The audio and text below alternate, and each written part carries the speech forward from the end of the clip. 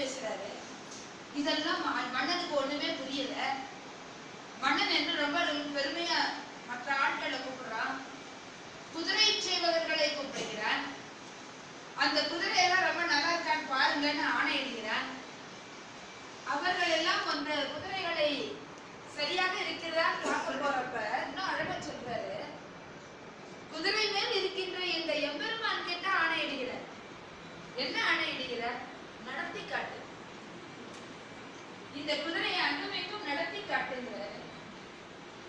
மணிவாசகருக்கு அப்படியே நெஞ்சுமே நின்று போல இருக்கு. யார் ஆணையிடுவது?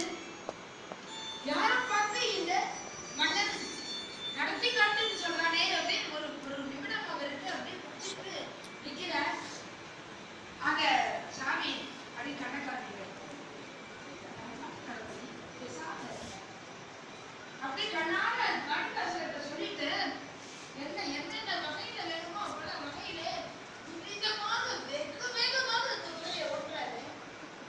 அசந்து போறான். அப்படியே அப்படி ஓட்டி அந்த நேரத்துல சட்டம் பிரேக் போடுற மாதிரி நிறுத்துறாரு.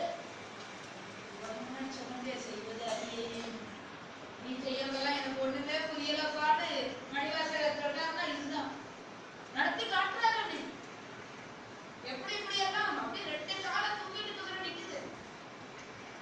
அப்படி எல்லாவற்றையும் செய்யுது. அது வேதம். அது குதிரையா? அது வேதம். வேதம் இவன் அருளி செய்தது. இவன் எப்படி எல்லாம் இருக்க வேண்டும் நாம் என்று காட்டுகிறோனோ அதுதான் வேதம். அப்ப குதிரை கேட்காதா? அத்தனையும் செய்து நிறுத்துகின்றான். மணிவாசகருக்கு ஒரு பக்கம் கண்ணீர் வருகிறது. அன்பினால் ஆனந்தத்தால் ஒரு பக்கம் கண்ணீர். எம்பெருமான போய் இப்படியெல்லாம் செய்ய சொல்லிட்டானே வருத்தத்திலே கண்ணீர் வருகின்றது. மன்னன் இப்படி எல்லாம் செய்யும்போது ரொம்ப நல்லா இருக்கு. நான் நினைச்சதை விட, நான் கொடுத்த ரூபாயை விட நிறைய, நான் கொடுத்த ரூபாயை விட நல்ல குதிரையெல்லாம் வந்திருக்கு. மன்னனுக்கு சந்தோஷம். சரி, அதனால பொன்னாடை எடுத்துட்டு வாங்க, ரொம்ப பேருக்கு போர்த்தணுங்கிறாரு. பொன்னாடையே போர்த்துறதா? மாணிக்கவாசகருக்கு இப்ப இன்னும் கொஞ்சம் உதவுது. என்னடா அது பொன்னாடையை எம்பெருமானுக்கு மன்னன் போர்த்துவதா? எப்படி? அப்பயும் இவர் கண்ணாலதான் பேசுறாரு. அழகா ஒரு கம்பன் இருக்கிறார். கம்பன் அந்த குதிரையை செலுத்துகின்ற கம்பன் ஏற்றார். மன்னனுக்கு கோபம் வருது. என்னது? நான் உனக்கு மரியாதை பண்ணணும். நீ ஒரு சாதாரண குதிரை சேவகன், நான் ஒரு மன்னன், உனக்கு நான் மரியாதை பண்ணணும்னு சொல்லி பொன்னாடை அழகா எடுத்துட்டு வர சொல்லி இருக்கிறேன். நீங்க நடந்த கம்பன் ஏற்றி அதுல வாங்குற ஏசுகிறார். மணிவாசகர் சொல்றார், மெதுவா சொல்றார், இது அவருடைய குல வழக்கம். எம்பெருமானுக்கு ஏது குலம்? எம்பெருமானுக்கு நீ சொல்ற இது அவருடைய குல வழக்கம் போதும். பரவாயில்லை, அப்படியே நாம் செய்வோம். நீ சொல்றதுனால விடுறேன். எப்படி? மாணிக்கவாசகர் சொல்றதுனால விடுறேன் என்பது போல் அங்கே போர்த்தியில எல்லாம் போகட்டும். நான் இப்ப சொன்னதெல்லாம் எல்லாமே இப்படியே எதுல இருக்குதுன்னா, நீங்க போய் படிச்சிருக்கிறதுக்கு தான் நான் இவ்வளவு சொன்னது. எல்லாம் தெரிஞ்சிருக்கோம். திருவாதவூர் அடிகள் புராணத்துல, வாதவூர் அடிகள் புராணத்துல கடவுள் முனிவர் அருமையா எழுதுற. பரஞ்சோதியார் திருவிழா புராணத்துல இவ்வளவு விழாவாரியா எழுதுற. குதிரையிட்ட சரித்திரம்னு அதுல அப்படி எழுதுற. இதெல்லாம் நடத்தி காட்டியது குதிரையினுடைய அந்த லட்சணங்களும் அவ்வளவு எழுதி இருக்கிற. இப்படியெல்லாம் சொன்னதோட உத்தாய்ப்பா ஒன்று ரொம்ப மனதை எனக்கு ஈர்த்த இடம் அது. எல்லாம் முடிஞ்சது. பாண்டி வெள்ளம் வந்தாச்சு, அடைச்சாச்சு, வண்டிக்காக எம்பெருமான் வந்தாச்சு, புட்டை வாங்கி சாப்பிட்டாச்சு. நாளைக்கு இல்லை, இன்னைக்கு புட்டை வாங்கி சாப்பிட்டாச்சு. மன்னர் புட்டுகளை அடியும் பட்டாச்சு, வரைஞ்சாச்சு. இப்போ மணிவாசகரை கூட்டிட்டு வராது சாமி. எப்பா, உன்னுடைய அருமை தெரியாமல் நான் உன்னை கண்டித்து விட்டேன்னு மன்னன் மாணிக்கவாசகர் இடத்து மன்னிப்பு கேட்கிற போது மாணிக்கவாசகர் வேக வேகமா ஓடுகிறார். எங்க ஓடுகிறார்னா, இந்த ஆயப்பாளையத்துக்கு வர, எம்பெருமான அடுத்த இடத்துக்கு வர. நீங்கள் தான் பார்த்தீர்கள், நான் பார்க்கலையே, எனக்கு இந்த காட்சி கிடைக்கவில்லையே. எம்பெருமான் வந்து மண்ணை வைத்து அடைந்த இந்த காட்சியை நீங்கள் கண்டீர்களே, நான் காணவில்லை. இப்படி இங்க வந்திருப்பாரோ, இந்த இடத்துல வந்திருப்பாரா, இங்க இப்படி இருந்திருப்பாரோ. இடத்துல ஒரு 10 பாட்டு பாடுறார். ஒரு 10 பாடல்களுக்கு ஒரு கவியா கவிச்சதை. இதெல்லாம் போகட்டும். இந்த செய்தியை சொன்ன பிறகு மன்னன் இப்ப ஆடி போறான்.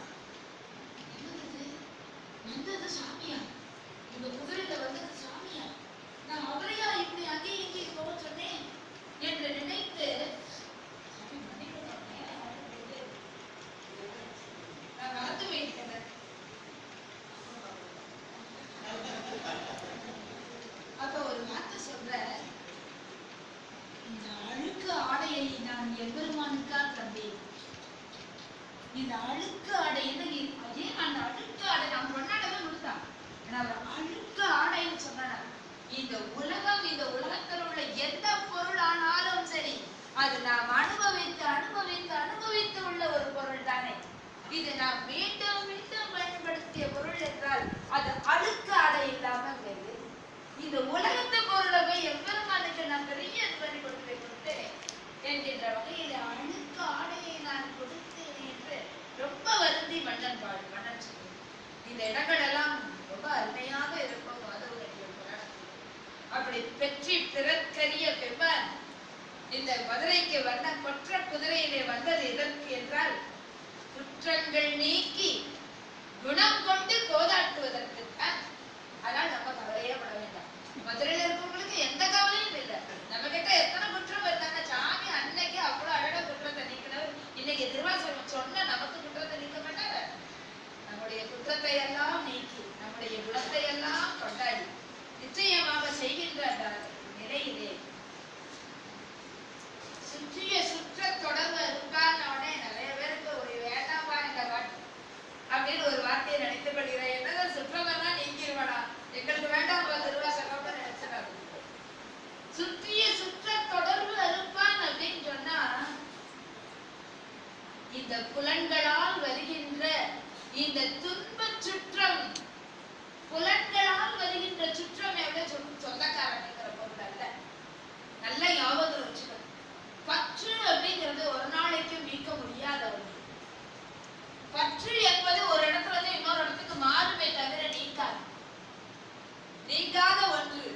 அந்த நீங்காதவனிடத்து பற்றை வைத்தால் அந்த வனை தவிர பற்று என்பதை நமக்கு தூக்கி போடுவது அல்ல. அந்த இடத்துல சுற்றத்தினுடையது அப்படின்னா சுற்றத்தை எல்லாம் நீக்குவாங்கன்னா நம்ம சொந்தக்காரங்களை எல்லாம் நம்மளுக்கு கற்றுக்குவான்ற பொருள் அல்ல. அது ஞாபகம் நம்ம நல்லா வச்சுக்கணும். என்னையா திருவடி என் தலைமே வைத்ததுமே துணையான சுற்றங்கள் அத்தனையும் துறந்தொழிந்தேன்னு சொன்ன உடனே நிறைய பேர் அதனாலேயே தூக்கி திருவாசகத்தை கூடி வச்சிருக்கோம். எங்களுக்கு சுற்றம் எல்லாம் வேணும்பா, எல்லாருக்கும் சுற்றம் எல்லாம் வேணும். இந்த சுற்றம் அப்படிங்கிறது நமக்கு இந்த நம்மோடு இருக்கின்ற புலன்களால் வருகின்ற துன்பங்கள் தான். நம்மை சுற்றி இருக்கின்ற இந்த புலனாசை, இந்த புலனாசை இருக்கிறது, இதுதான் நமக்கு எதிராக இருக்கின்ற சுற்றம். அப்ப இந்த பற்றுங்கிறதுக்கு கூட பொருள் என்னது அப்படின்னு சொன்னா நமக்கு இருக்கிற நோக்கம் ஒன்று இருக்குமே, அந்த நோக்கத்தை அடைய விடாமல் எது தடுக்கின்றதோ அதான் பற்று. பற்றுக்கும் ஆசைக்கும் கொஞ்சம் வித்தியாசம் உண்டு, சின்னதா ஒரு வித்தியாசம். ஆனா இது ரெண்டும் ஒண்ணுதானே நமக்கு தோணும் இல்லையா? ஆசை என்ன, பற்று நான் ரெண்டும் ஒண்ணுதானே. நமக்கு கிடைக்காத ஒரு பொருள் இருக்கும் இல்லையா, இதுவரைக்கும் நமக்கு கைக்கு வந்து சேராத ஒரு பொருள் இருக்குமே, அந்த பொருள் மேல நமக்கு ஆசை.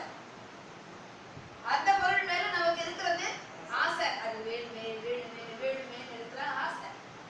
ஆனா அதே சமயம் ஏற்கனவே நம்ம கிட்ட இருக்குல்ல ஒரு பொருள் நல்லாவே இருக்கும். அந்த இருக்கிற பொருளை நான் கொடுக்க மாட்டேன், அது எனக்கு வேணும், என்னோடது. இந்த சின்ன பிள்ளை என்ன சொல்றாங்க, என்னோடது இருக்குமே. அது மாதிரி நம்மோடு வைத்துக் கொள்கின்ற தன்மையிலே கொடுப்பதற்கு விருப்பம் இல்லாமல் இருப்பது அதுதான் பற்று. அது கொடுக்க வந்துட்டோம் அப்படின்னாலே அழகாக நம்முடைய பற்று எங்கே இருக்குதுன்னா பற்றற்றான் பற்று அங்க போயிடும். அந்த பற்று எப்ப இந்த மாய பற்று நீங்குகிறதோ, இந்த மாயா காரிய பொருட்களிடத்தில் நமக்கு இருக்கின்ற இந்த பற்றை அப்படியே விட்டுறலாம், தூக்கி போட்டலாம். அப்படி இருந்து அதுவும் நம்ம கூட இருக்கிறது தான். எவ்வளவு நம்ம கூட இருக்கிறவன் தான். நம்ம கூட இருக்கின்ற பொருளை கொடுக்க மாட்டேன்னு சொல்றதுதான் பற்றுனா, மாயா காரிய பொருளோட வச்சிட்டு இருந்தாலும் பற்றுதான். நம்ம கூடவே இருக்கின்ற எம்பெருமான்ட்ட நம்ம வச்சாலும் பற்றுதான். அந்த பற்று இருக்கட்டும், இந்த பற்று அந்த பற்று எப்பொழுது நமக்கு புரியும்? இந்த பற்று விட்டாத்தான். அதான் அழகா சொல்லுவார், பற்றி இப்பாசத்தை பற்று அற பாச